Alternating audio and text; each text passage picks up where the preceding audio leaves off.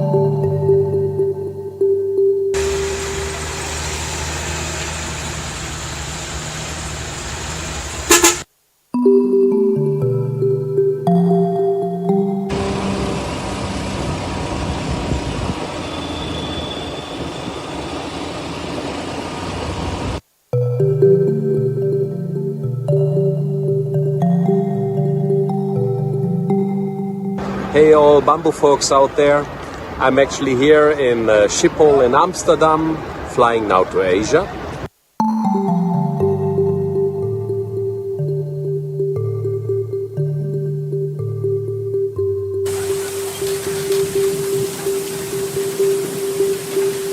Okay, here we go.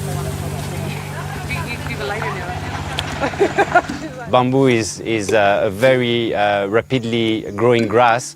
Therefore, you can really harvest every year and make the plant actually better. Bamboo is one of these materials that you can actually work with it every year, and that makes it very sustainable.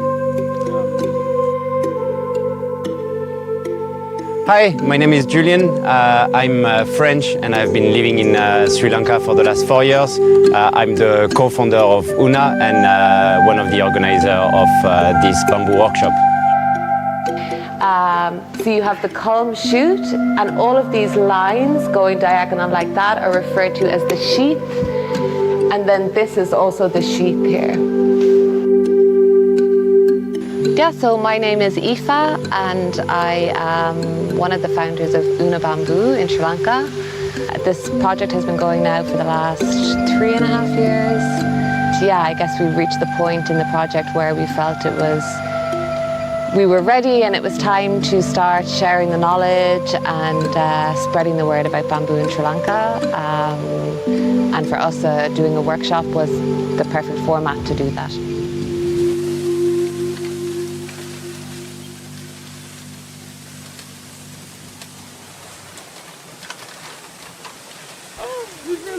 Is there any other reason you're choosing that? So it's also got multiple branches. So like in the first year, you don't have any branches. You have that green, just very straight pole.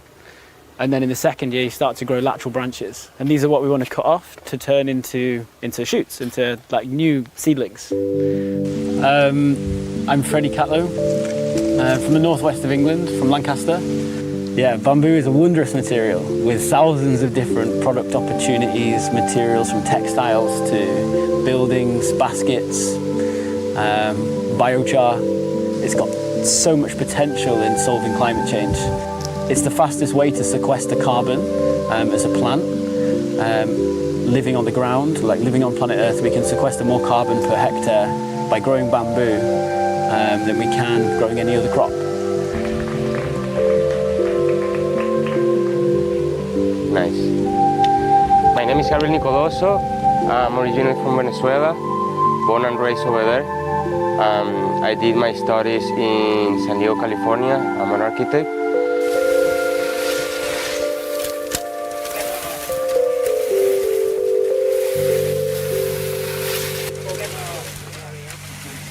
I think one of the main goals of our workshop is to empower people to know how to work with bamboo in the correct way. And of course, you know, at the same time we're developing our eco hotel here in Ahangama.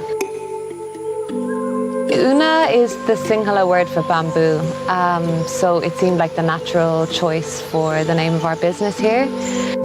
Una is our vision of what sustainable tourism should be. That's not in contradiction to nature, that's really in harmony with the environment, and that really encapsulates the way of living we feel we need to have going forward into the future. And that was really the driver for us to search for local bamboo. So here you go. Imagine you have 700 to do. Okay? And then after we have this one. Up. Yeah. Okay, you don't need to go back that far. Yeah. For the last 2-3 years, we heard that it wasn't possible and that we needed to import bamboo, but that was never the idea for us. The idea was to only use local resources. We wanted to show that, yes, we have the resource in Sri Lanka to build with bamboo. Yes, we have the knowledge and we can develop the knowledge in order to treat the bamboo properly and prepare it correctly. We want to really make Una one out of many other bamboo pieces. Yeah, but it's 1 liter for 1 liter if I were there tomorrow. One bamboo done! Woohoo! I suppose when we first arrived in Sri Lanka, we saw a lot of bamboo and we thought, okay, like there is people selling bamboo, treating bamboo and all of this. But what we discover is, unfortunately, there's no structure, there's no supply chain in Sri Lanka. Therefore, we had to start it and start building it. An interesting part of Sri Lanka is that bamboo has been planted like since the 18th century. It started with the English, and then after end of last century, in 1990, I think, they started to plant bamboo everywhere around the rivers to actually help the river banks. And that was a great idea, but unfortunately, when we were trying to find the exact location of this bamboo, nobody knows really where it is. But we know that they planted about 1 million plants, 1 million bamboo plants around the rivers. So bamboo, here we have a lot of resources. We just need to know where it is, I think. Straight, Macha. Straight. Over. Ari. We're really looking at Paris. I just wanted to touch a little bit first on health and safety. We hadn't really imagined we'd need to address this before we moved on to site, but I think as we saw yesterday, we are using some tools. So just really be careful, guys, and don't do anything that you don't feel comfortable doing. All right, guys. So we need to go down the bottom where you see those houses. So we're just gonna follow the road. Anyone? When we first arrived in Sri Lanka, we were really amazed by the people, the fauna, the flora. Like they are really rich in culture and also in biodiversity. It's fairly amazing. So when we arrived here, we decided that a leave no trace strategy will be the best for business, and that's how bamboo came into the equation of building Una using only local material and using an untapped resource, which is bamboo. See if you can guess what is the youngest poles in this clump. Okay, so can you point it out? This one? Yeah. Exactly. How can you tell? From the Most metallic sound you have is the good one. So new one. 1 year. 2 year. I'm Naji, I'm an architect, I'm I'm a biophilic architect actually. Means I'm close to nature. Je m'appelle Marie, ça fait 2 ans que je vis au Sri Lanka. J'ai atterri ici un peu par hasard et après avoir fait mon propre petit business de bijoux, je suis vraiment contente d'être venue à ce workshop. There you go, you see it goes like butter, you know. I'm gonna do it with yourself, okay? So you can take the bottom and like move it here, okay? Be careful over there. And just run. Run, run, run, run, run, run, run, run, run. Yay! Thank you, Julian. Nice one.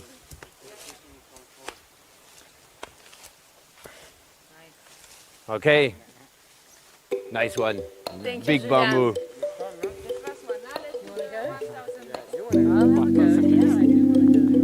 Okay, we can take a small one if you want. All right, so my name is Marta and I lived in Sri Lanka for 1.5 years, almost 2 years. I came because I always wanted to live in a tropical country. Yeah, so you can move here, there's no problem.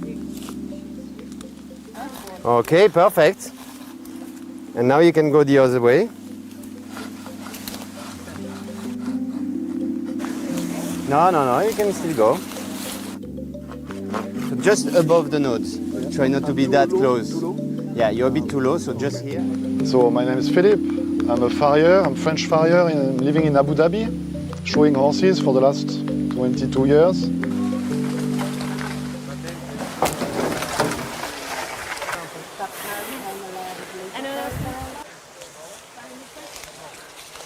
Yeah. So I'm Jess. I'm British, but I live in Sri Lanka. I was living in the south for a few years, and that's how I met Aoife and Julian, and on I guess the start of their project.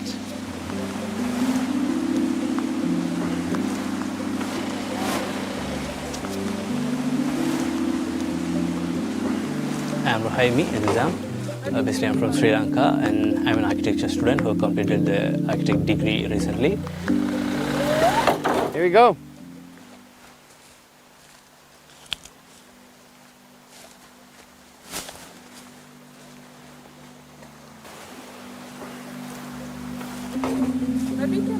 Hello, I'm Juan. I'm from Colombia. I'm 25 years and I'm studying of architecture in Germany. Oh, just for the... I was always keeping in touch with Julian and seeing like how was the process of the bamboo harvesting, of the design, and like he would always tell me, it's like, oh, we have this problem, oh, we got the truck arriving with 200 bamboo poles at the site at 3 in the morning.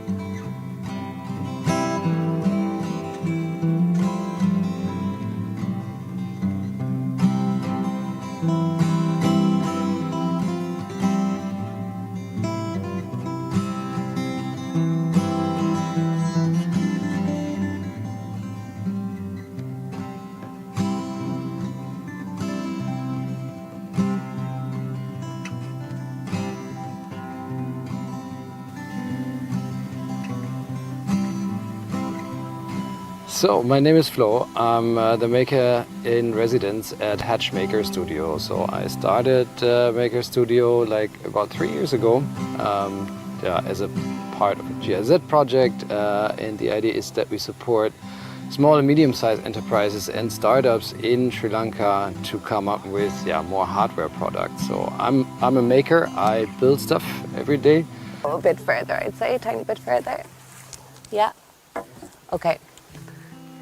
It all happened actually with a colleague from GIZ, the German Development Corporation, who came up and said like, hey, I've met these interesting people who want to do a workshop or on bamboo, and they're like interested, they want to build a hotel here locally fully out of bamboo. And I was like, wow, okay, that's super interesting. I got to meet them. And that's how we started collaborating. So in my first meeting with Aoife and Julian, it was like, hey, how can we make this happen? I was like, yeah, so what kind of bamboo expert do you want to invite? And I already, in my mind, I knew, hey, I should suggest Jörg. But then they right away said, like, we should have Jörg here. And I was like, okay. All our design have been made by Nomadic Resorts. And Nomadic Resorts have known Jörg for a long, long time, especially Olav from Nomadic. So when it came to decide who would be teaching the local carpenters, our head straight away went to Jörg. I suppose Jörg is a busy man. He's been traveling to give workshops for many years. He has more than 30 years of experience. He's truly a bamboo master carpenter at this stage. My God. We had a talk earlier in the week before Jörg arrived from Olav, and he made reference to also doing a workshop with Jörg, I think in the early 2000s, and I think he really correctly, stated that, just being in his presence, you can't help but soak up his knowledge. And he's so generous with that knowledge. It's like almost 3 decades of him working with this material, developing new structural systems, really innovative systems, training local craftspeople. As a carpenter by trade himself, he understands the language that you need to inspire carpenters. He already have been in Sri Lanka like 4 or 5 years ago. So he knew a bit the country and he knew a bit the culture. So when we proposed to him, look, we want to design something with high power and we want to teach the local carpenters, that's something that he went for. I think that was a deciding point from him to say, okay, I'm going to actually help these guys to make it happen in Sri Lanka.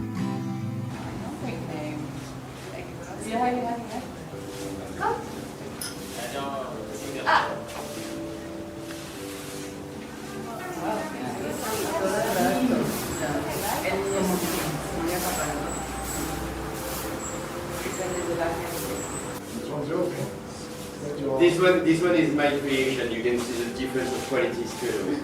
So that's your project. That's what we're going to be. Yeah, and that's the restaurant also of the project. So obviously there's difference in size. This is 1 curtis and this is 1 curtis. So I'm Lisa. I'm coming from Germany, and I live in Sri Lanka now for almost 2 years.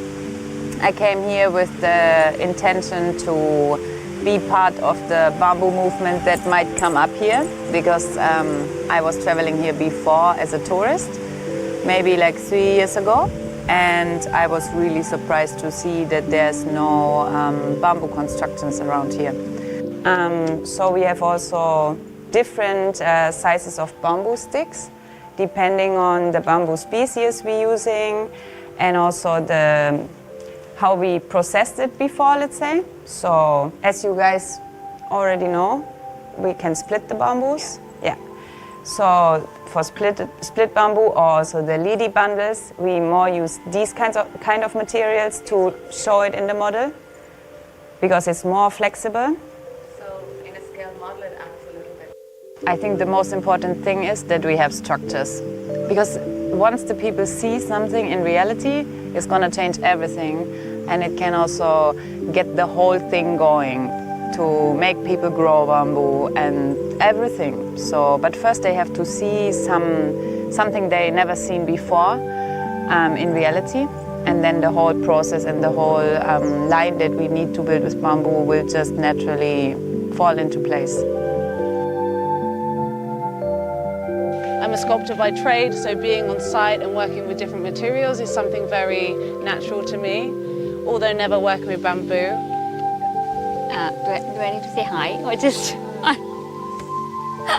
This is going to take a while. Okay, I'm Anu. I'm an architect and a lecturer at the City School of Architecture.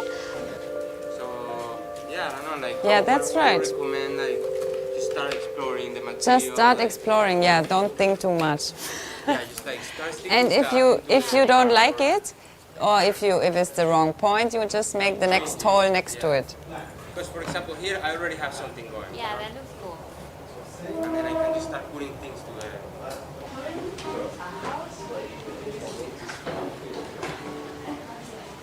But then when I glued it,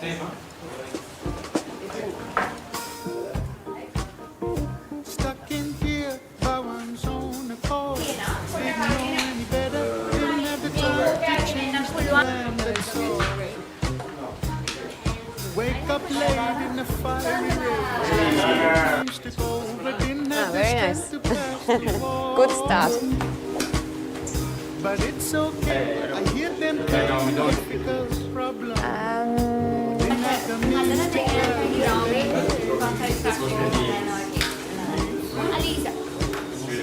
amazingly, gracefully, off the rails. Die Inspiration. Ist cool. Voll gut. Also wenn du die baust im Modell, dann das schaffst du nicht, die sind zu fett. Vielleicht schaffst du es, aber ansonsten nimmst du einfach die dünnen und nimmst mehrere zusammen. Ist halt so.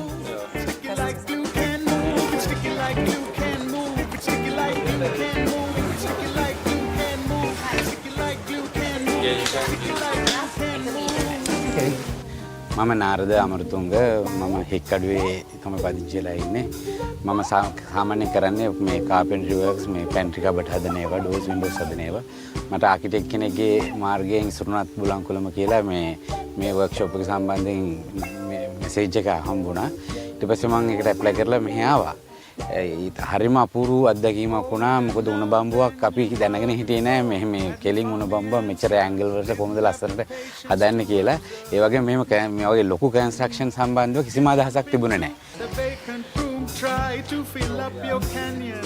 No confirmation. I have an idea where I can find it. Ask her to. Okay. It tires down the only word you want to be a part of. Cover up the exposed love, and there we stand, painfully, willingly, off the rails. Like this is one of the principles that we can also see. The two ways how to use it. It's also 2 layers of bamboos and 1 layer is going in one way and other one in the other way. So this is how we can create a lot of triangles, as you can see. And all the triangles are like in the points, they are fixed together. So it's a really strong engineering principle. It's the same principle, so we call it hyperbolic tower. The moment we lift it up, it gets 2 curves. So 1 curve you see in the up, like this, and the other curve is here. So there are different principles, like engineering principles, invented by Jörg Stamm. Well, my friends, I'm Jörg, and I'm a carpenter, like them. I'm a woodworker. Yeah. So මේ තමයි මේ යෝක් මේ තමයි මේ හරි ප්‍රසිද්ධ මේ architect කෙනෙක් ජර්මනි ඉඳන් ඇවිල්ලා මේ දවස් ටිකේ අපිත් එක්ක එකතු වෙලා තමයි හදන්නේ ඉන්නේ. මෙයාත් පටන් ගත්තේ ඔයගොල්ලෝ වගේ මේ මුලින් වඩු වැඩ කළා. දැන් මේ මාළු තරුත් ඒවා කළා දැන් ලෝක ප්‍රසිද්ධ වෙලා ඉන්නේ. ඔව් ඒක තමයි I said වඩු is carpenter. Hi, my name is Jörg Stamm. I'm a German carpenter, but I basically work with bamboo. I'm trying to learn about what is the local culture so I can mix the local bamboo knowledge together with my carpentry knowledge, which I brought in from the European way of how we do things. So I'm always learning and giving. In a certain way, this has led me to a major discovery of new styles and new ideas.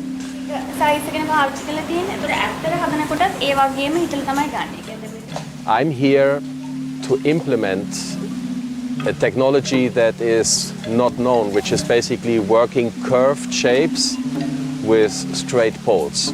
I show how we can do hyperbolic paraboloids, or basically I'm twisting the mind. I'm twisting not only the shape of my bamboo objects, I'm also twisting the mind of the architects and the carpenters which I'm here working with. So basically they learn to go out of the orthogonal squared cubicle system, and I'm rather bringing them into an organic shape, into contemporary architecture language. And now it's extremely short.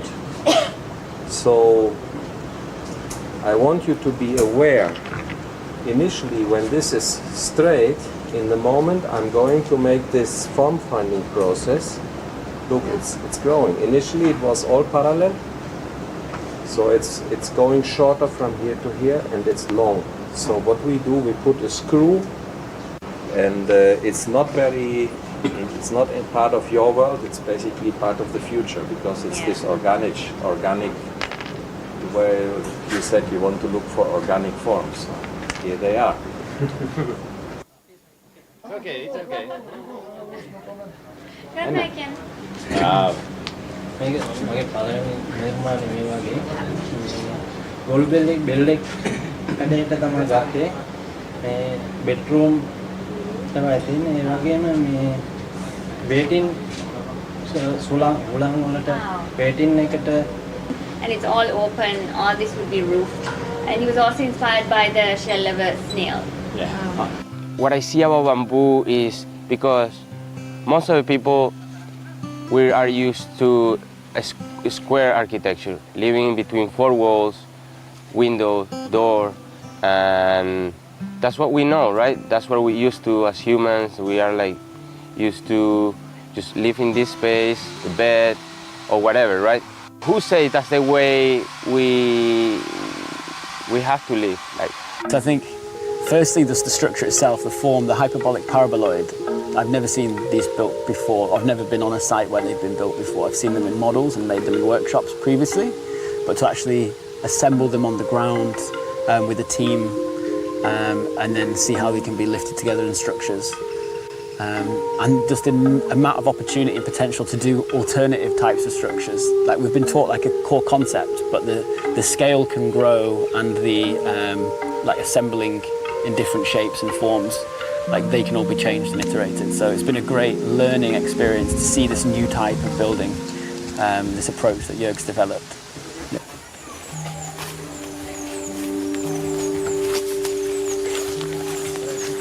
There is a site map here, so as you can see we're just here. Behind us on the other side we have a little area here, as they call in Sinhala, it's Denia. It's a little agricultural part of the land, so that's going to be our future food garden. We're going to be doing a lot of planting there. You'll see the areas that are marked in blue are the designated workshop areas. So my paths were a little bit messed up yesterday when we started some of the setting out work, but I'll take you through the areas that are accessible at the moment. So my teaching here is more about work methodology. So I'm not teaching design. I'm rather teaching how to screw, how much pressure on the drill, and which drills to use. What else can be used, like for example bamboo dowels, bamboo nails, and we use ancient traditional ways like crisscrossing the nails in a way that they become really reliable joineries. On another side, I'm doing things like preparation, work preparation in a way that it is all systematically prepared before we even start to work.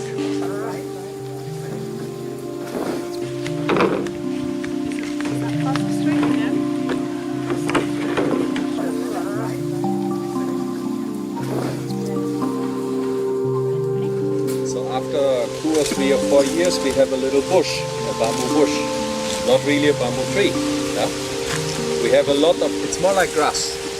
And then every year there is biomass contained in the root system in form of sugars or hemicellulose or starch. You have different names pretty much for the same thing. So there is vital energy in the root.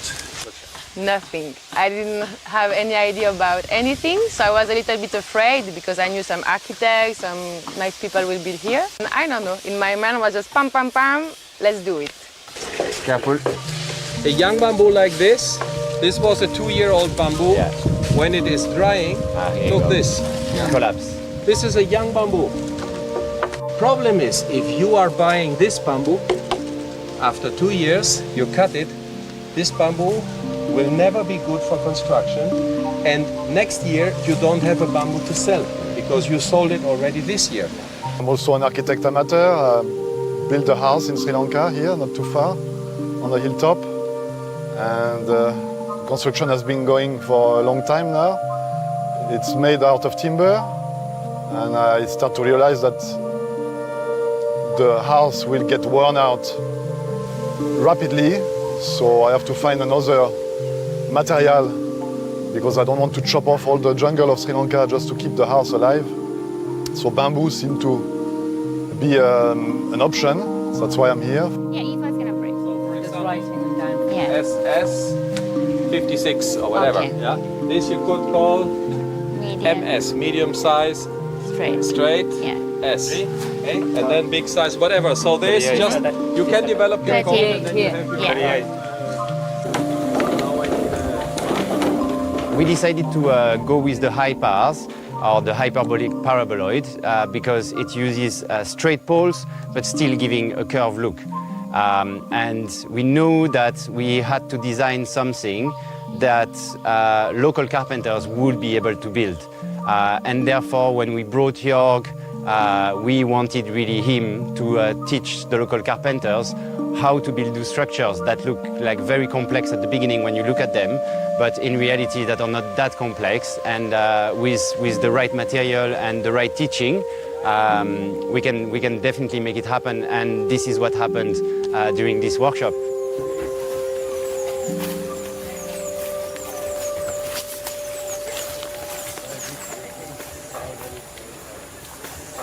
Well, to the people who are new to the bamboo world, bamboo is just another wood. It's very similar in the logic like wood.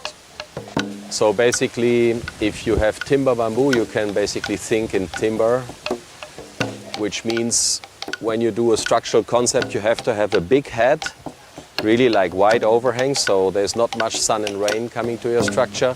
You should have big boots, so you're basically standing a little bit elevated from the ground.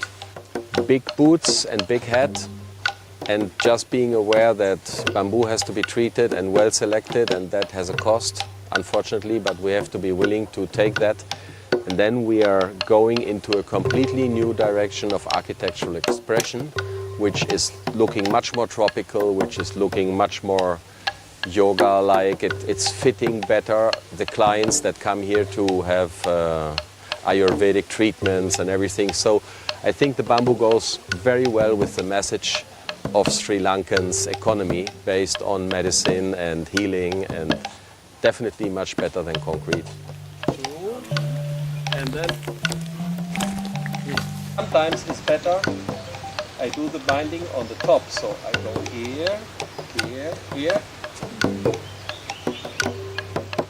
So it's not falling down here. But 10 centimeters, 10 centimeters, so it has to go a little bit more here. Okay? If I want it to have a little bit fixer, I go like this.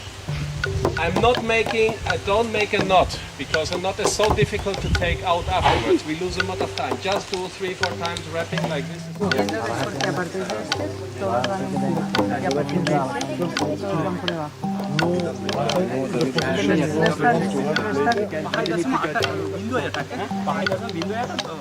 Needs to come out to here.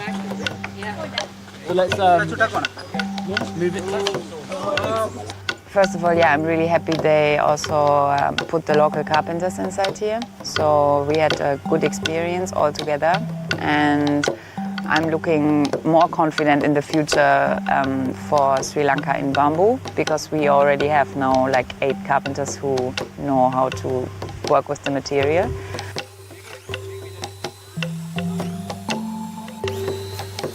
මාත් එක්ක අපිට මේ team එකට සම්බන්ධ කිසි කෙනෙකුට මේ experience එක තිබුණේ නැහැ. ඉතින් ඒගොල්ලෝ හරි සන්තෝෂයෙන් කාලය ගත කරා. ඒගොල්ලෝ දැන් ඉස්සරහට මේ කරමු කියලා සමහරව කතා කරනවා. ඉතින් ඒගොල්ලන්ගේ තැන් වල හරි උණුබම පාවිච්චි කරලා අපි අලුත් දෙයක් කරමු කියන අදහසේ ඒගොල්ලෝ හැමෝම ඉන්නවා.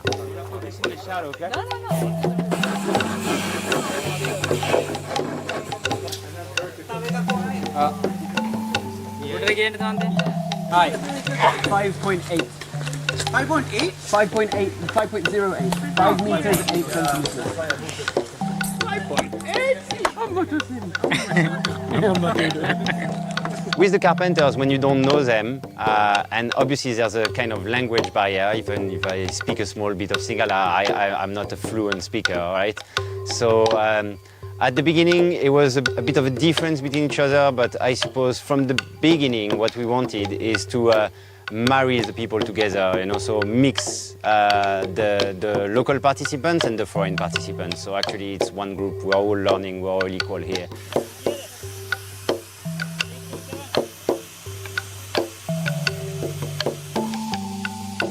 Local carpenters that they know what they're doing, they know how to treat, but they have never worked with bamboo, so that was really interesting to see how they approach the material.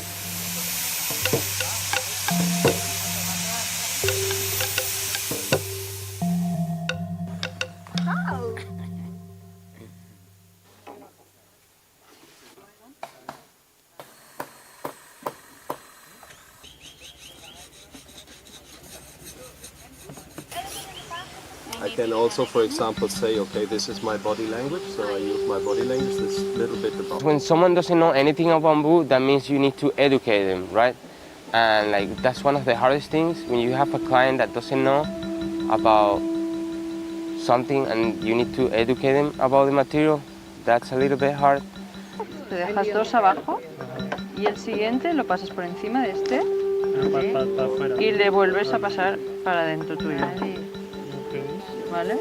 Architects have an immense, they have an immense role to play, because clients, they have to go back to architects, and architects can actually, they can orient and guide the client through the process, and they can help to showcase and show him what material to use and how to build sustainably. Now I'm just basically already squeezing. Boom. This is enormously strong. You can, and that is why it is called the Spanish wrench, because the Spanish have used this when they want to build a boat or something. They used it to tie things together. When they build a boat, you have to get the boards together. Nowadays, as an architect, to work with natural materials, just also to contribute to that kind of future and livable future for the next generations. So yeah, this responsibility that we feel because of the knowledge we get when we study architecture. Yeah, so bamboo giving a lot of answers to all these questions that we're having after studying, and while we study we think we can change the world, and then we just keep on working somewhere and drawing something. So yeah, you need to be a messenger and you need to acquire this knowledge. It's actually more to know how to build with bamboo.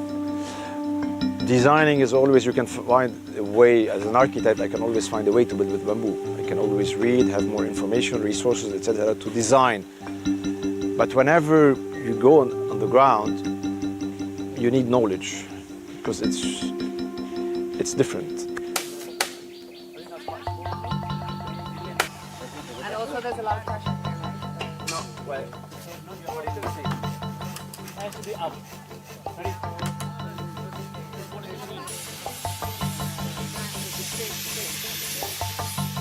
We should find the material with our region, with our context. It's better avoiding importing the material from foreign countries. There are more people interested to design or build with bamboo, but the thing is, they don't know how to harvest, they don't know how to treat. Even if they know, they are not interested. It's a process, right? Like if there's a shop or if there's an organization or if there's a team who can sell the treated bamboo, definitely there will be more people do projects with the bamboo. Only 80. Of course, you know, we've met many Sri Lankan architects, particularly young architects, who really want to work with bamboo. And they're looking to mainly, you know, countries like Indonesia for inspiration on how to build with bamboo. But I think, as we've displayed throughout the workshop, Indonesia is like the bamboo mecca. You know, it has years and years of developing that craft of bamboo buildings, and people are rightly inspired by that.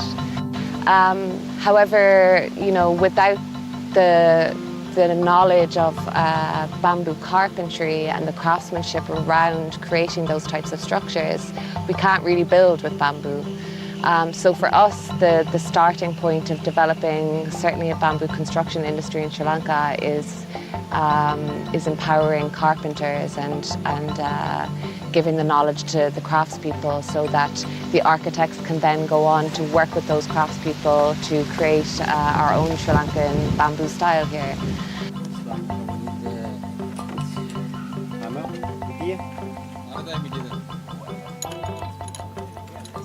All the open niches, the economical niches, are covered by traditional architects. So if you are coming into this world of bamboo as a young architect, you can actually feel into an area that is not covered yet. You make yourself a specialist, you make yourself unique, you are spearheading a new language, a new architectural language, but you are also a new generation.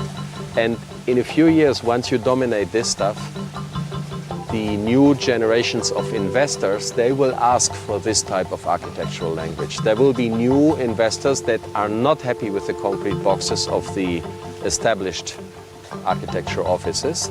So there will be a niche for you and there will be a client for you that really wants to go for this type of innovative design. And I think we are spearheading.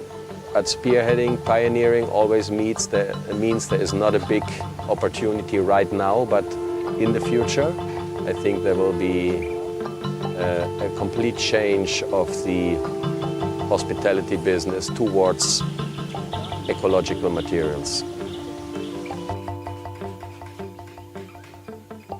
I mean, bamboo is still young, in a sense, and ancient, right? So we've been using it, and we've been using it in traditional ways and methods. The interesting part is that we're now talking about engineered bamboo, and I think that opens a lot more ways, like to use bamboo as a material for construction, for product design, for furniture.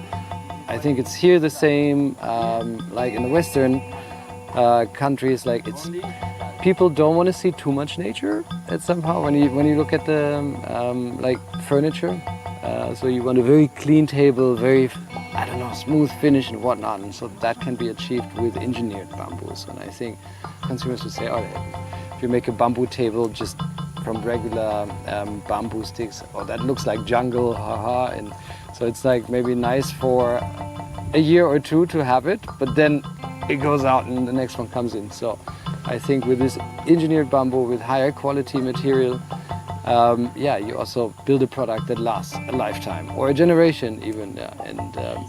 So I think that's the chance, and that's where I see it going. Where are you staying at the moment when you're here? You still staying with friends? Pardon? Where are you staying at the moment when you stay? Nice.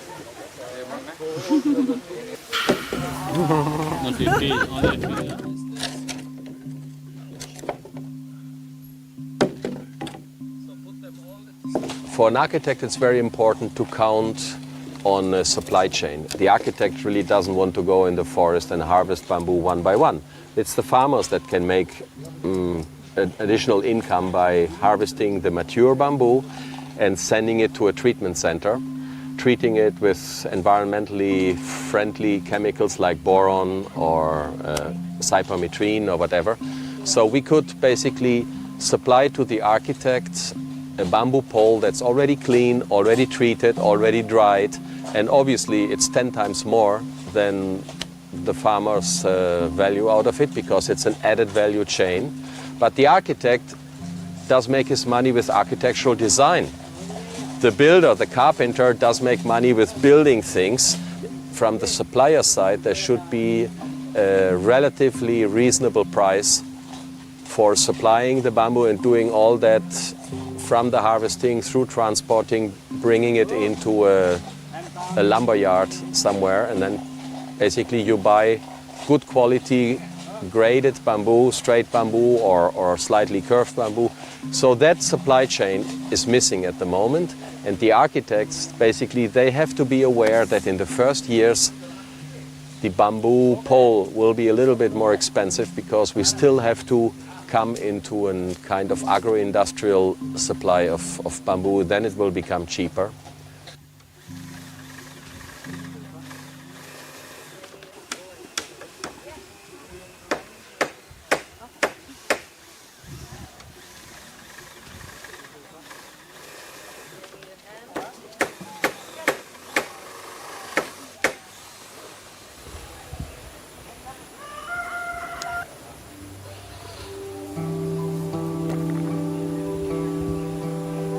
Yeah, well, it's funny because even though Sri Lanka is really far from home and very different, I feel some connection because we are really close to the equator. So I feel like home here. The weather is very similar. The food is not as similar. It's very spicy food here, rice and curry, spicy all day, every day. Fully love Sri Lanka. It's an amazing country. It's a paradise island, and it has so much potential for a bamboo industry. Yeah, I'm just very excited to be a part of it. For me, I don't like to call it a gold mine, but it's an untapped,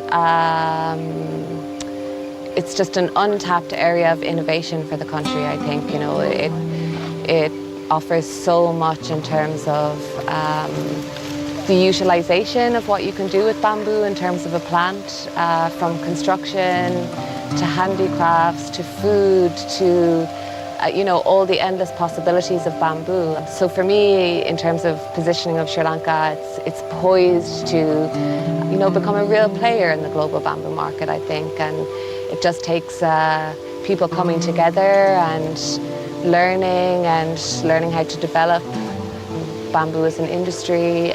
So there is a few people in Sri Lanka that really are doing a lot of things for the bamboo industry today, namely Srimba and other people around like Plantboo as well. But Srimba is a local organization, and we can see, you know, that they are really trying to promote the bamboo at a government level, but also at a local level, which is amazing. So we really see a bright future for bamboo in the island, and we are very happy and proud to be part of it, and also doing our bit to help this bamboo industry to develop. I think decisions need to be made from the powers that be to allow the industry to develop. At the moment, it's so complex. Just the permit process for harvesting and transportation, like, it's really stifling the growth of an industry that has unbelievable potential in Sri Lanka. Like, bamboo is already growing here, like, naturally. And it's been planted by different projects over the last sort of 15 to 20 years. And now it's a resource that's ready to be industrialized as a crop. So when we arrived, we thought bamboo was a thing in Sri Lanka, and then as soon as we started to have a closer look, we actually noticed that there was like a lot of barrier to entrance. Most of them would be permits for cutting and permits for transport, and therefore we had to figure out ourselves. So I just went in the different AG office and Gramanildari and like all the government offices, and then we managed to figure out what the process was by filling up papers written in Sinhala. So I had to ask people on the street to write Sinhala for me. But at the end it worked, and I suppose we did that as well during the crisis. You know, you have to address first the biggest barrier to bamboo's industrial viability in Sri Lanka. And for me, that's the classification of bamboo as a tree. I think as we've displayed over the last 12 days and as all the participants have learned, bamboo is a grass and it's a renewable resource. It seems like the people who made the regulation didn't know what they're dealing with, and so I think, if that happens, if there's more bamboo processing and you can buy finished bamboo, basically this will be a game changer. So, and automatically you'll see more designs coming up in product design, but also in architecture. I think it would be a great thing for the industry to lift some barriers to entry, like the transportation of the bamboo. But for example, it's very important that bamboo is harvested sustainably, so we don't cut all the culms or anything. So regulation needs to be lifted, but at the same time, we need to take care that the cutting is done properly. Bamboo creates this very symbiotic relationship with humans, you know, because the mature poles are good for us when it comes to construction and product design. and we're also helping the plant by removing those older poles. So it's this beautiful relationship with the plant where we take what's useful for us, and in fact we're improving the health of the bamboo resources by doing that. As long as you have the skills and the knowledge around sustainable harvesting methods, there's no reason for bamboo to be classified as a tree. We can really look at it as an abundant renewable resource. Bamboo is a grass, so bamboo is not timber, or at least it's not wood, so there should be no restriction on harvesting bamboo, and I think the Sri Lankan government recognizes that, but on the level of street level, so they're inventing all kinds of harvesting permits and transport permit. In Kenya you have so much bamboo and nobody uses it, and it has all been planted by the tea estates. It's not a natural leftover from the rainforest. 30-meter high poles, they could be used as timber poles, and by using bamboo as timber poles, we wouldn't have this illegal logging.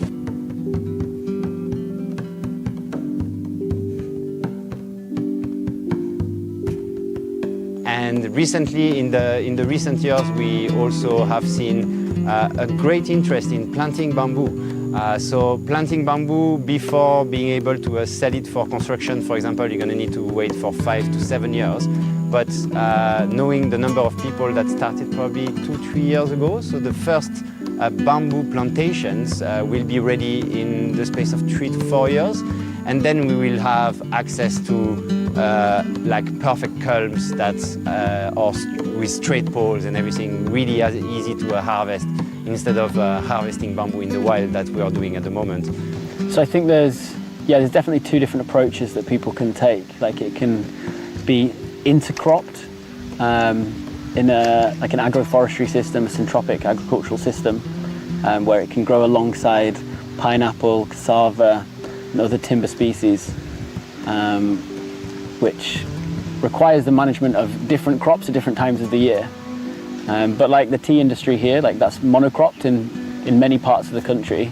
It's grown as a plantation species, which makes it like much more like commercially viable as a per hectare management costs, outputs and inputs. It's easier to manage on a sort of monocrop system. But obviously, if you grow it too dense and too much together in one place, then you run the risk of diseases spreading between the plants, and that's not good for biodiversity, it's not good for life, it's not good for the bamboo.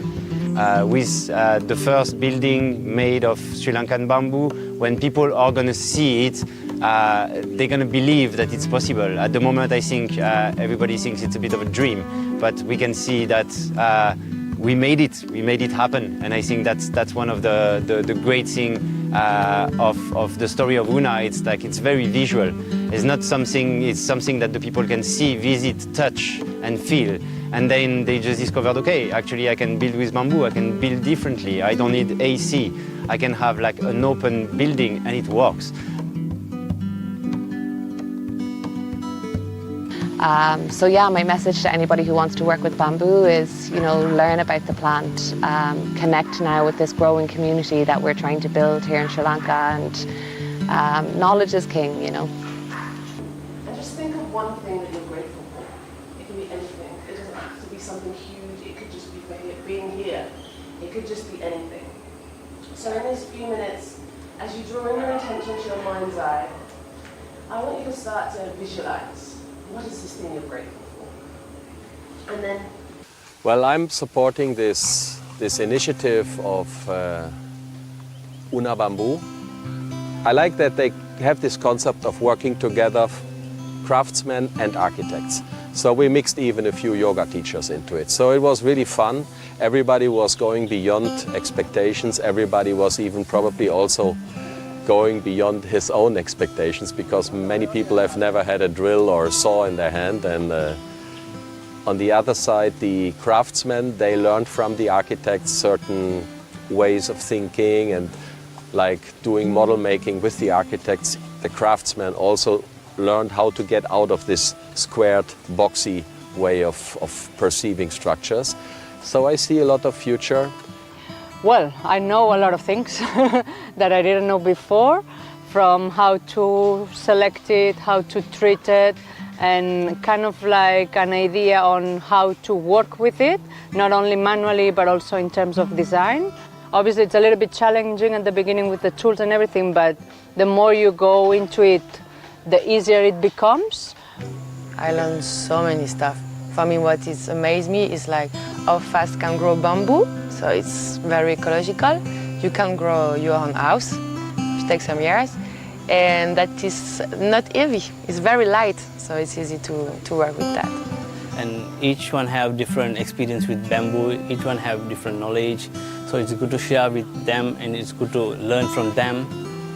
Well, firstly, like Sri Lanka, like that has so much potential for bamboo, and a project like this like exemplifies like what is possible. Like it's shown that even without an established bamboo supply chain and without managed plantations or developed factories for construction, like it is possible to build beautiful structures.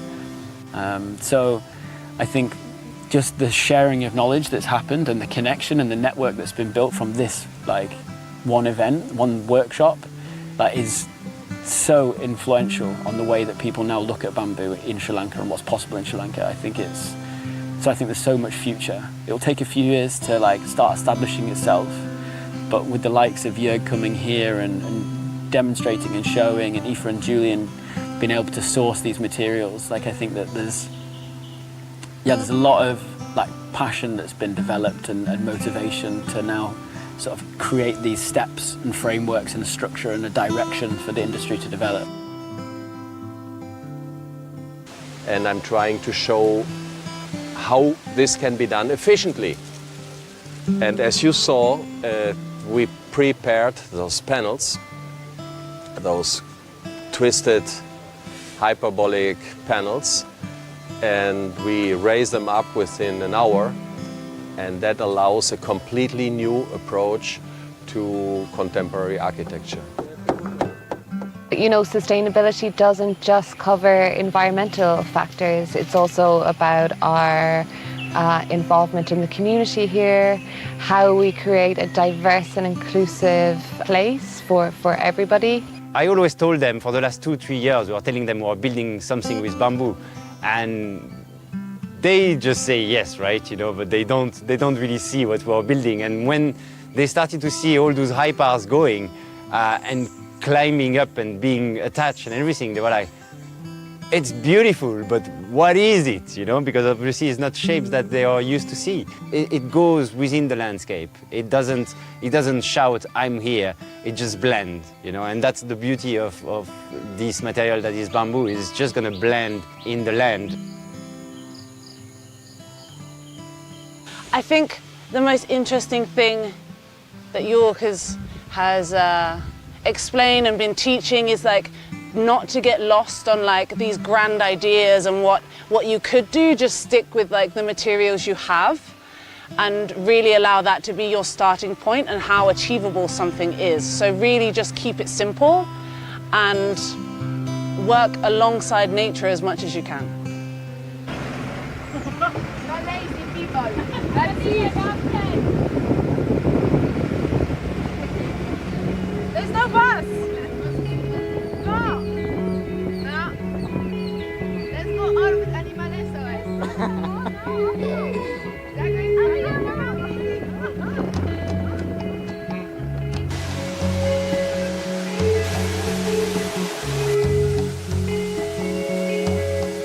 That's when you can't fly with that.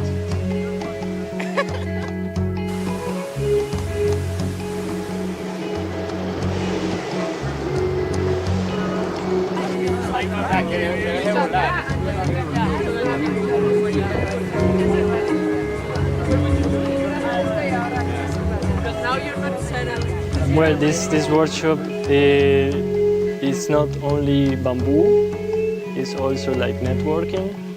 Like I knew some awesome people, not only Jörg, for example, the other participants like Marta or Marie or Nagy, Gabriel.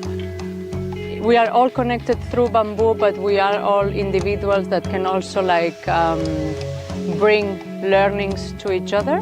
So I really felt very comfortable within the group, within the people. And I think that this type of workshop, not only this one, also helps to connect all these tropical countries.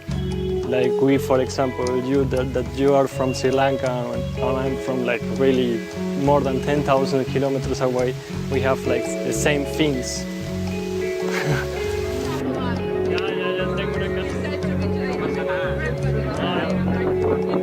I hope I can see everyone in another maybe environment or in another place. I really believe that there's something in this workshop that has brought us together, and I hope it's connections that can last in time, professionally or personally. Yeah, it's like one more thing in your life that can connect you with other types of humans and just broaden a little bit the perspective that you have about things. So go back to the roots, check our ancestors, how they used to build, and learn from them. And we don't have to really create anything because everything was created from our ancestors. All we have to do is get this knowledge and know-how and just apply it to whatever design we're gonna do.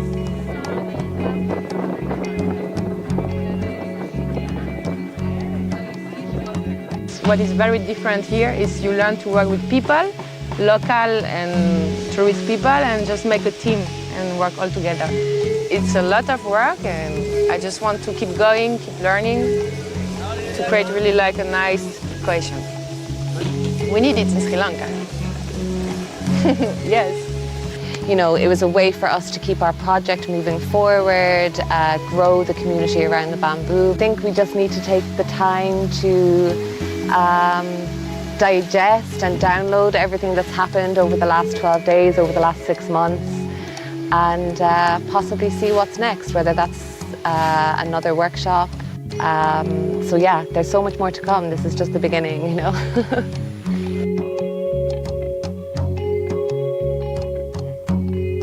Pioneers have to be aware that there is a lot of work to do which not always we get paid for, because it's just pioneering. We are opening the gate, we're opening the door, and future generations will stand on our shoulders. This is actually the message to the people here in the workshop. I'm giving all I have, you have to take it from here.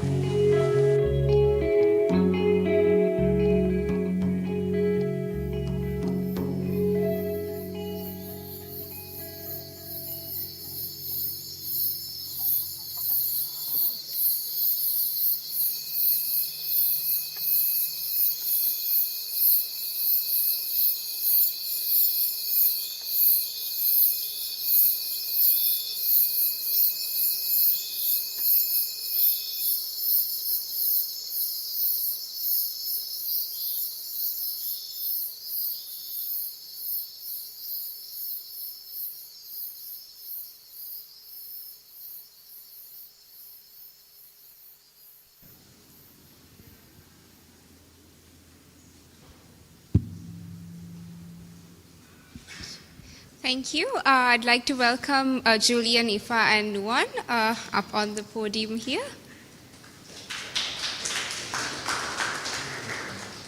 There's one.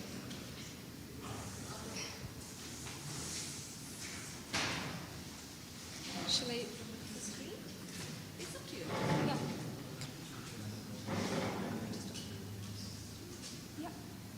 Yeah. Floor is open for any questions. Any thoughts? Any questions?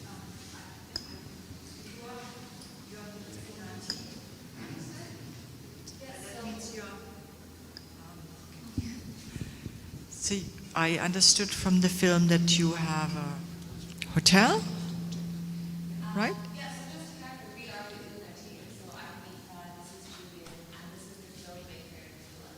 Oh, right, okay. Yes, we have a hotel concept. It's not built yet, though. Right, okay. Yeah. And you're giving courses as well on how to work with bamboo, or?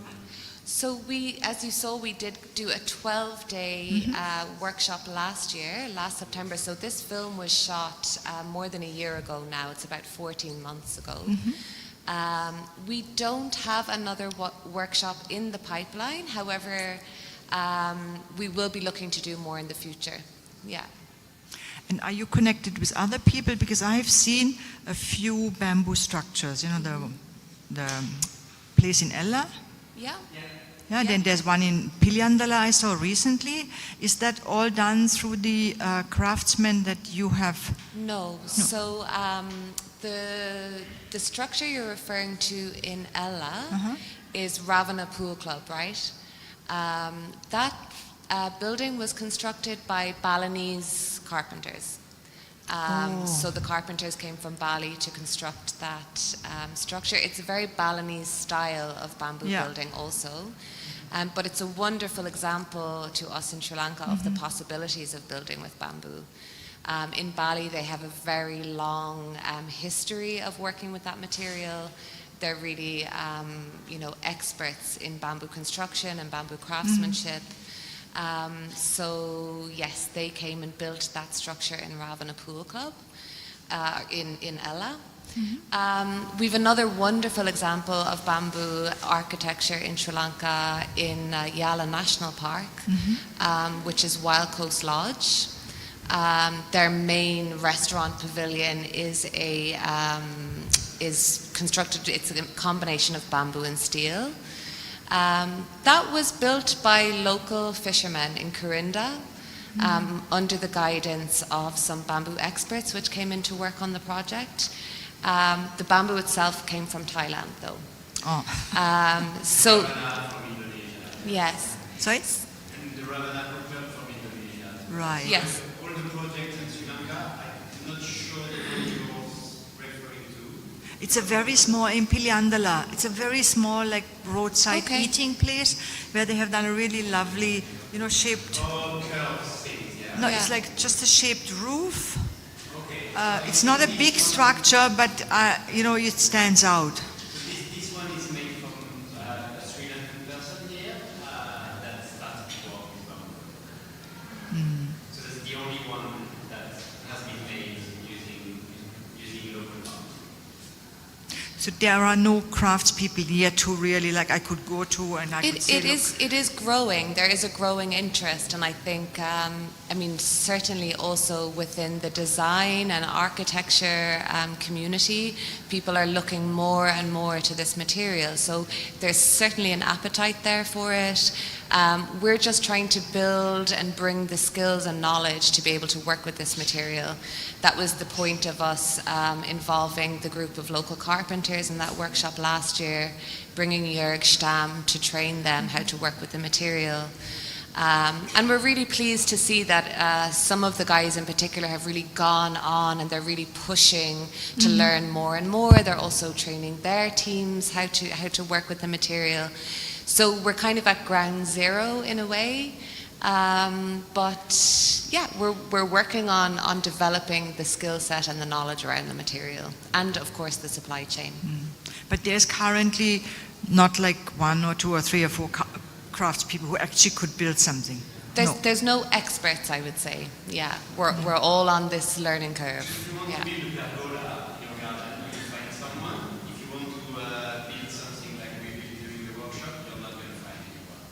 Right. So there's a big discrepancy between strong, solid building that will last and something that is kind of decorative that you wouldn't live in, right? And what about small, like the bamboo lamps that are made in Indonesia? The very fine kind of bamboo strips. You had them, I think, for your models. Yes. So you have the bamboo for the models. So you can. All this is done by hand, basically, and everything laminated. You need to do bamboo strips. There's not a lot of machinery in the country that are able to do it, but you can also do it by hand. So for our workshop, we did everything by hand. So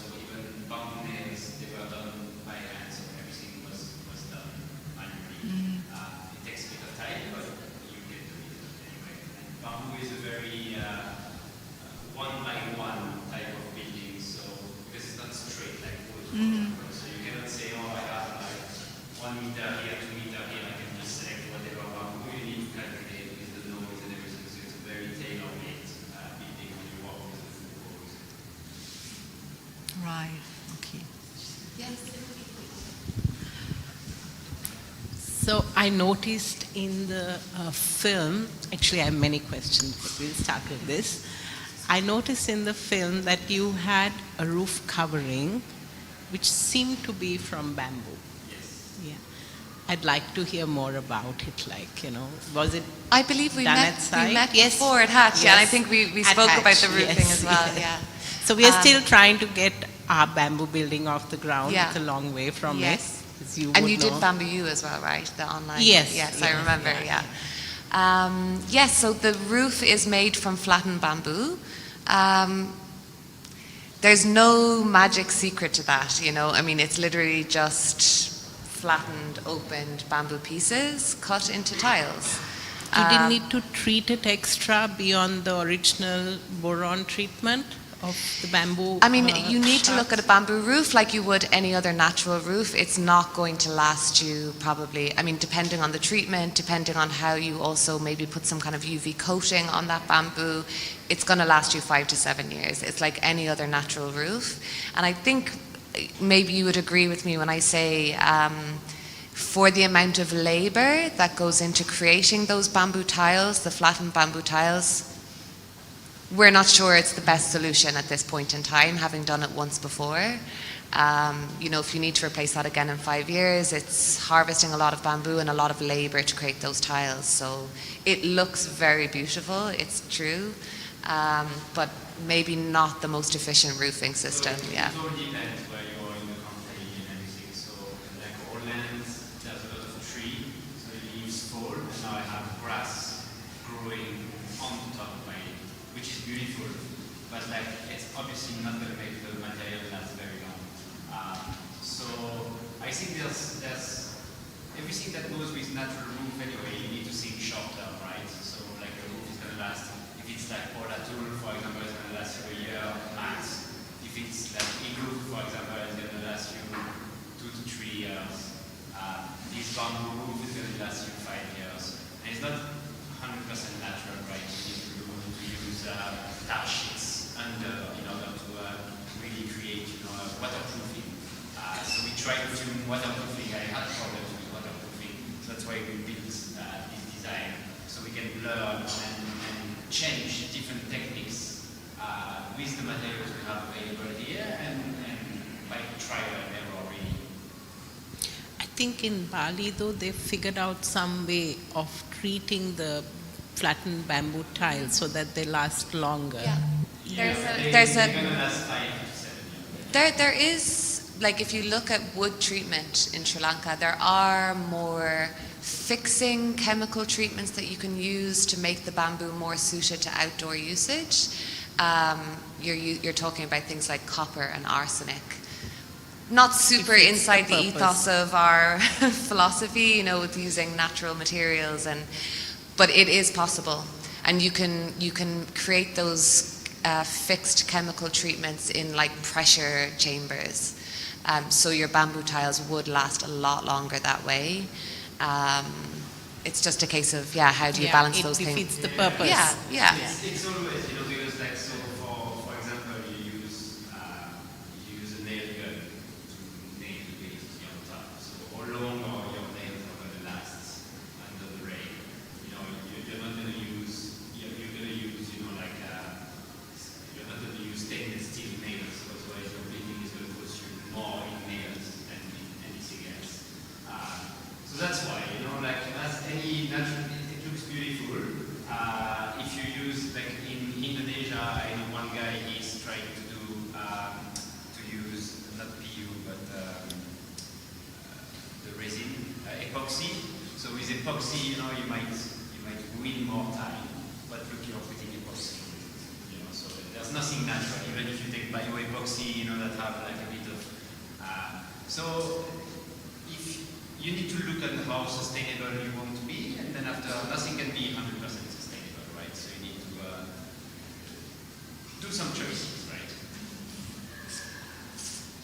Just one more. Now, you all trained a team of carpenters at the workshop. Yeah. So one of the challenges we are facing is that skill set. I would like to know from you whether many of those carpenters or some of them have come back to work at UNA, and whether you now have a sufficient supply of skill sets, labor, to build UNA. I guess I'll put it into numbers for you. So we did I feel like we made a pretty good application process to get carpenters involved in the workshop in the first place. We had application forms in the 3 languages in Sri Lanka. It went quite wide, and we got, I think, around 30 applicants. The majority of them saying they just really had an interest in learning how to work with bamboo. We then did phone interviews. We asked for examples of people's work so we could select a good cross-section of craftspeople. We selected 10, and 8 showed up. So that was the first challenge. We selected 10 and 8 showed up for the workshop, so we had already lost 2. And out of those 8, 1 has been the standout. There's been one very standout guy who has a team of carpenters working with him, so it's great. He does have his own team. 2 others that could do so. For the moment, we have 3 people that can work on. The main problem here is supply chain. Okay? So you can have, getting your hand on the right bamboo, treated bamboo, straight poles is going to be your biggest challenge in the country right now. And that's what we are tackling on. So at the moment, we have built this prototype, and at the moment, we are building the supply chain. Because as you can see, I think it all came when Nuwan did this documentary. We didn't tell him anything to do the documentary. We were like, look, tell the story of what you've seen. So that was really free. And what we discovered was that the major piece lacking here was the supply chain. So that's what we are working on at the moment, is building the factory so we can treat bamboo, train people how to treat it, train people on how to build structure as well. So we can offer these type of services and also grow the knowledge in the island. So hopefully by next year around that time, yes, we will be able to tell you, okay, you need this amount of bamboo, we can do this. However, in terms of architecture, everything that is crazy round shapes, etc., you will always need to bring people from Bali to teach the local carpenters. These skills usually take 5 to 10 years to achieve. So it looks very simple, but everything in life that looks very simple is super hard. So all these skills throughout the years, we hope in the next 5 to 10 years, and then after 5 to 10 years, we really hope that you have buildings in cities, because they have.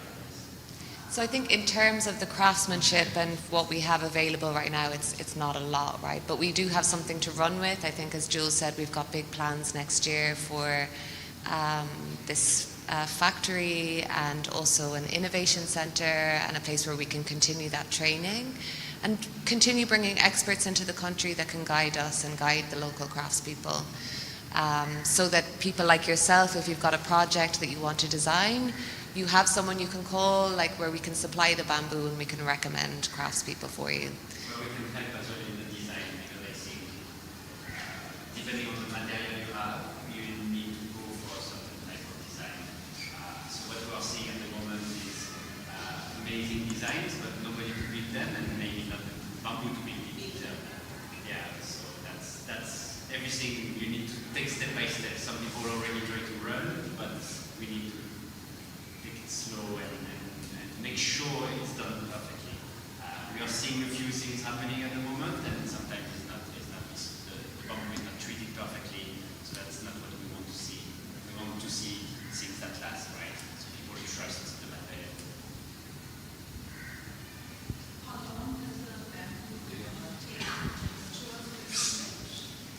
How long does it take to mature? Yeah. It depends on the species, but typically you're looking to harvest bamboo between 3 to 5 year old.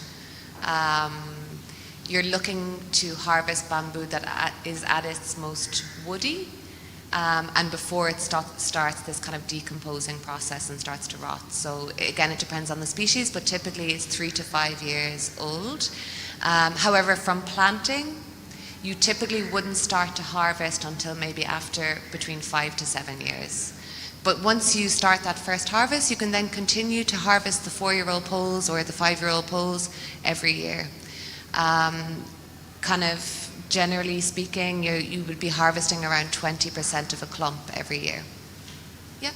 So is there a, how do I say, project in place to harvest or plant bamboos for this to type? Plant? Yeah. Many. There are many people. There's been a big uptick in bamboo planting in recent years.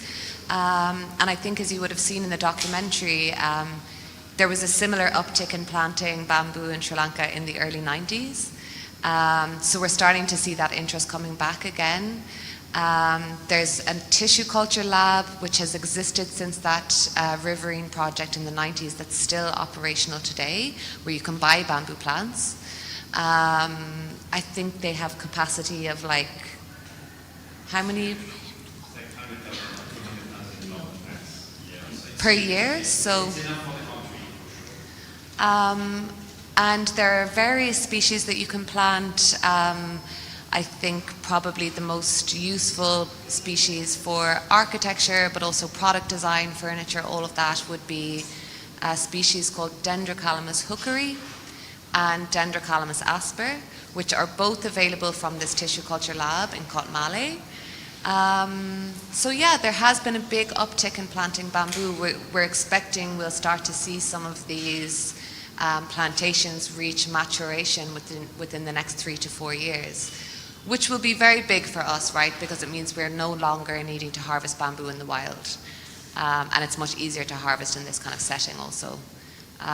So it is coming. We're on the cusp of something, I think, you know, yeah. Running the lab? Does it come under the forest The tissue culture department? lab? Yeah, Mahavali Authority, yeah. Yes. No, oh. No, please, you've been waiting. Yeah. No, I was just quite amazed because I never thought about it, but you were basically saying that bamboo was not indigenous to Sri Lanka? There are 10 endemic species. They're quite small diameter species of bamboo.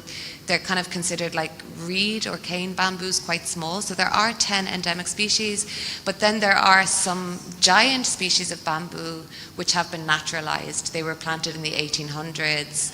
I mean, you just have to visit the botanic gardens in Peradeniya to see gigantus and asper and all the various species of bamboo they have there, which were planted by the British in the 1800s, and they are naturalized now. You see them really everywhere. And they differ, you know, the same species will grow differently in Sri Lanka than it's growing in Indonesia. And you understand really that we have the perfect climate for growing bamboo in Sri Lanka. They grow very, very well here. Yeah. And it's interesting that, why is it that Indonesia has such excellent bamboo? Like how did that develop over time? Indonesia is huge. You know, like when we think of Indonesia, it's a massive country, right? And they have bamboo for a long time. But Southeast Asia is where most of the bamboo is. And each country basically has their different bamboo, right? You have more than 1,600 species in the world. And they grow even on temperate climates. So I'm French. France at the moment is booming with bamboo planting. They are planting it all across the country, in Spain also, in Italy, Portugal. So each country has their different bamboo, and some bamboos are like you can bring them from one country to another. Here, the bamboo that you probably see it around, you know, it's called bata bata. It's one of the most common bamboo here, and these bamboo come from Sri Lanka. There's no bamboo that we could build with. However, I know there's a company in Myanmar that is using this tiny bamboo to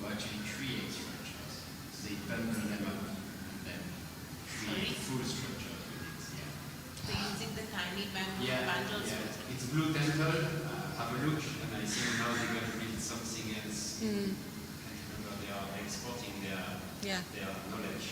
Our bamboo master tells us that the best bamboo is the bamboo you have. You know, every bamboo has a use, has a purpose, has a function. So the best one is the one you have to hand. And you can build really with most bamboo. You just have to get creative, right? Yeah.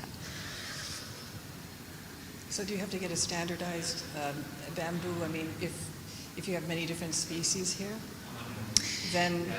So we would select, depending on your building, for example, we would select different species of bamboo depending on like the load and what the bamboo needs to do. So basically, like if it's like a roof beam, we don't need to have like a bamboo that is 20 centimeter diameter, but if it's one of the main columns in your building that's going to support all the weight and the torsion, then after you need to use a bigger bamboo. So that's why you need several species to actually make it happen. It's not only one species that's going to build a full building. You need like, for our building, for example, we have like three or four species to make one. So like each one we use it for different things, right? So for the flattened roof, for example, we use a very large bamboo because we have a lot of space with it once we flatten it. So, And then sourcing it, then do these different bamboos grow in the same area or regions? So there must be so many logistics. Bamboo really grows everywhere in Sri Lanka, but the kind of very valuable timber species grow best in the hill country, so slightly higher altitude, less dry, I guess. Yeah. But otherwise it grows everywhere. I mean, you see, it's funny, it's like once you start to peel your eyes a bit for bamboo in Sri Lanka, you're like, oh, there, it's everywhere. It's really everywhere. You don't know that there is, and once you know how to recognize the leaves from far away, you notice it. Yeah. And that's what we are trying to bring as well, is by reducing the barriers. So we are speaking about transport tariffs, for example. That's something that hopefully is going to disappear very soon. We're working with the government in order to make these changes. And that will allow us to go directly to home gardens, people that have 3 clumps of bamboo in their back garden, and being able to buy it from them and then bring I them. have a clump at home. It's a very old one. So like obviously it needs to make sense, financially, because transportation, for example, is the biggest cost of bamboo treatment. Like except the people, but the transport is one of the biggest costs as well. So we need to find a way of, because it's not something small, right? When transport is something that's 6 meters long in general. So it's not very heavy, but it takes a lot of space, so accessibility and those type of things. But I think, our big kind of vision for this pilot factory is that it could be rolled out in various locations in Sri Lanka, and run in a kind of as a cooperative in a way, where people like yourself who have beautiful bamboo growing in your garden, there's a place, if you cut it, there's a place you can go and we'll buy it from you, right? So I think there's so much wild bamboo here that if there's a place where people can bring it to gain value from that, it creates this very nice kind of circular economy, right? And then you're adding value in the factory by treating it and processing it, and it goes out on the other side, quality graded, well treated, to the designers and the architects and the innovators. So that's the big vision we're working on now. Just one last question, I'm sorry. But I just wondering about building codes here. Did you come through hurdles because it's such an unorthodox material? Yeah. Bamboo typically, there are some countries that are the exception, but it hasn't typically been written into the building codes. There are some ISO standards now which have been created by INBAR, which is the International Bamboo and Rattan Organization. They're based in China. So there are ISO standards, but it's rare that they're written into any country's building code. But what we've found is that when we got approval for our project, for example, they really were looked at as temporary structures because they're so lightweight and they're on pylon foundations, and they're just like, oh, this is like a temporary structure. It's easy to sign off on that. So Yeah, so far no problems yet. Anything that is not two-story. Yes. One story, they don't care. Two-story, you'll have a problem. Because two-story, obviously, by law, you need to have an engineer. Well, you need an engineer anyway, that signs off. But like two-story, you need someone to do the calculation, making sure that the two-story is actually going to stand. And so for this factory, we're also partnering with some people in the Philippines that are helping the Philippines, Colombia, and India as well to create their ISO standard in their own countries. So we really hope that we'll be able to bring that to Sri Lanka as well.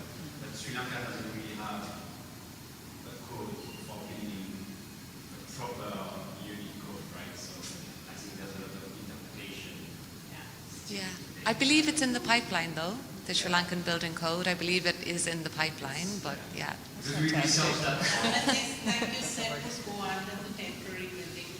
Exactly right, because it is very lightweight. Yeah, exactly. So single story, no problem. We didn't try two-story, but I'm sure at this stage there'll be some. Good that you stuck to one story. We need to prove the single story first, I think, yeah. You had a question, sir? No? No.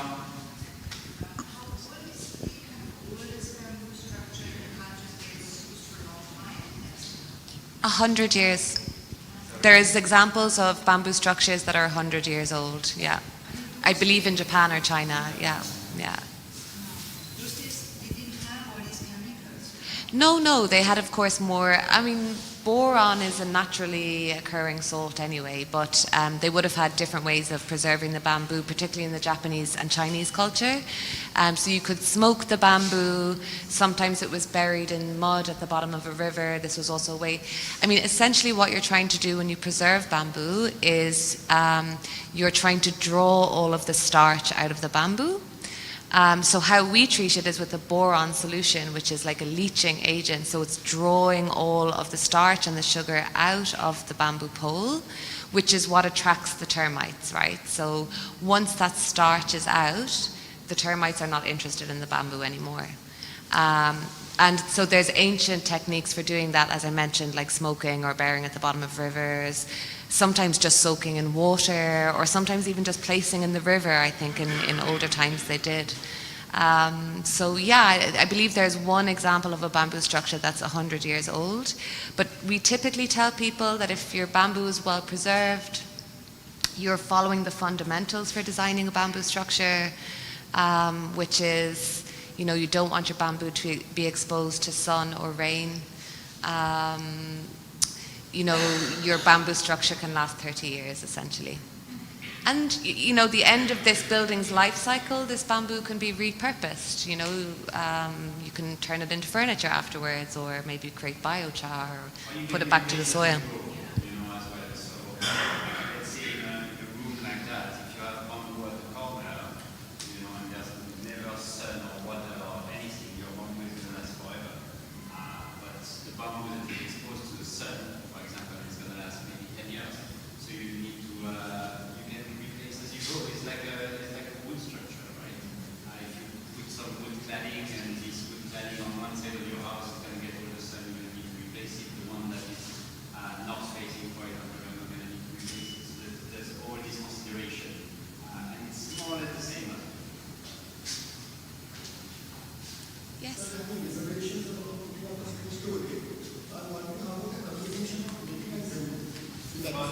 Combination. Metal and bamboo. So you can do. If you really need to use metal, you can use metal and bamboo. The only issue you might face, what you will face, is all the borders, for example. So because bamboo is not straight, and metal by definition is very straight, that's why we're using it, right? So your connections might be a bit complicated, but it's the two materials really go together. Bamboo can go with every other material, really. You just need to think about the junctions, how the materials are going to meet, basically, between something that is very organic and something that is straight.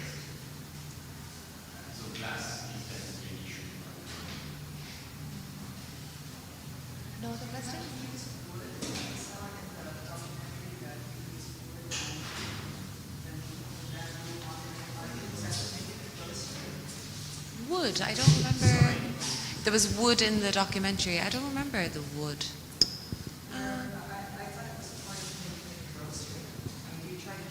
The bamboo to grow in a particular way, or you just harvest it as it is? No. No. Like the best thing to have straight bamboo is to have a curtain that is clean, so that doesn't have like old coal, for example, because the old coals are going to fall and then the bamboo is going to try to grow anyway, so it's just going to take the easiest route, and the easiest route is not the straight route, especially if there's everything in the middle. And once it's bent, it is bent. You have techniques again to bend bamboo, so you can heat it, or you can use water or things like this, or rock, which is cutting the bamboo as well. But yeah, if your bamboo is like this, forget about it. It's always going to be like this. I'm going to ask a question. Because, yeah, we've been doing these screenings for around 6 months now. Nuan finished the film around 6 months ago, maybe, yeah. And he's sat on many of these panels with us, so I'd like to ask Nuan, what has he learned about bamboo throughout all of this process? What's the biggest takeaway, right? It's been a long road to getting here, between shooting the film and being at the workshop for 12 days, absorbing everything that we absorbed, and then all of these screenings and discussions. What's the biggest thing you've learned? Mostly it has been about like learning about how to work with natural materials, because I myself been like super interested on working with natural materials, but there was no like proper direction to it. When I happened to see you guys like working on sort of like using a material and like kind of curating that to become your intended designs, was kind of like giving me direction on how to work with other materials especially. So like even my focus on banana fibers and things was kind of like a result of that. So yeah, like versatility of natural materials was kind of like the main learning curve at my end. Nuan has been following us for 2 years. So Nuan made the documentary, but there were also some short film clips we did. So you've been with us since the beginning. Since the beginning. Yeah, we've been working together, so I feel like we're probably a bamboo expert. So I have another question. Is there anybody, since you all are networked completely with the bamboo movement in Sri Lanka, if we may call it that, is there anybody who's actively advocating? Because I think there's a lot of, misconceptions in the public's mind about what bamboo truly is, right? And about the nature of bamboo. And there isn't enough knowledge in the general public about how effective bamboo is in sequestering carbon, for instance, So how does it, how it can benefit our entire, move towards battling climate change and whatever. So is there anybody in Sri Lanka at the moment that's actively engaged in advocating the benefits and the uses of bamboo? Are you looking at doing that? I hope we're doing a good job. Yeah. There are other people as well. I mean, when you talk about plantations and planting bamboo and sequestering carbon, yeah, there is a lot of people in the background. We've seen also a lot of tea estates take a bit of an interest in diversifying now their output. I think with the challenges of tea over the last couple of years, they're looking to diversify some crops as well. So there is interest there, and they have a sustainability and carbon sequestration kind of focus with that as well. And then in the background, we also have, I should have mentioned earlier, but these like amazing, now retired researchers, who were all part of this riverine project in the early 90s, who were, pioneering and setting up this tissue culture lab in Kotmale, who are just so thrilled that there's been now this renewed interest in bamboo, and so generous with their knowledge. I mean, they've really opened doors for us. They've been like our gurus, So there's a lot of people advocating for bamboo, and there are a lot of people who were advocating for bamboo, I think, who are waiting for the next generation to come. So yeah, and I hope you'll all advocate for bamboo too, you know. There is Street Bar, which is the Sri Lankan Bamboo Association. So that's something. There's a few people in there. There's Rasika that's have done some programs on TV in order to push planting bamboo. So I think there is, you know, like there's definitely a growing interest. And a lot of excitement in the space, I think. Everyone's feeling quite excited about what's to come, you know. And bamboo to plant is very cheap. At the moment, you go in Kathmandu for 150 rupees, you have a plant. Like and you don't need insecticide, pesticide to make it grow. They just need water. So everybody can plant bamboo if you have land. You can just plant it around. You know, it protects against the wind, and already that's something that's in a few years you'll be able to get. So. Yes, yeah. I have one more question, and maybe we'll finish there. We have one of the workshop participants in the audience, Ruhaimi, who I have dreams of being Sri Lanka's first bamboo star architect. So yeah, if you'd like to maybe share something about your experience, Ruhaimi, and what you see for the future of bamboo architecture and design in Sri Lanka.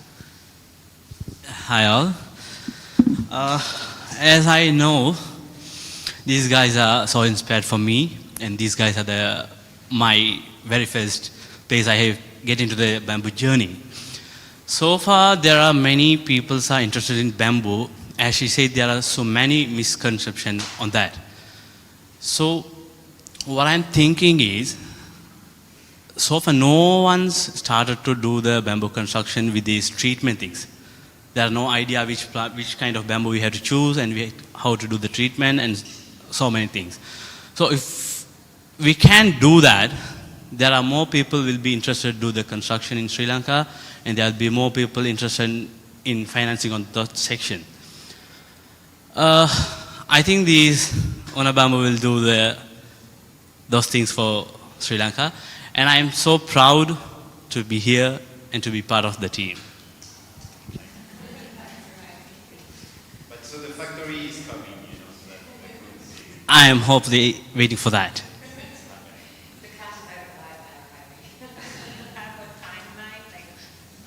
Yeah, next year. Yeah, because we need to build the factory made out of bamboo, right? So we need obviously to harvest bamboo from this factory, dry it, so there's time that cannot be compressed, which is drying the material properly, so we can use it after. So that's in the process, yeah. It will happen end of next year. Hopefully, we'll be running and people will be able to buy. Get onto this soon. There's so many people, like there's really a huge growing interest.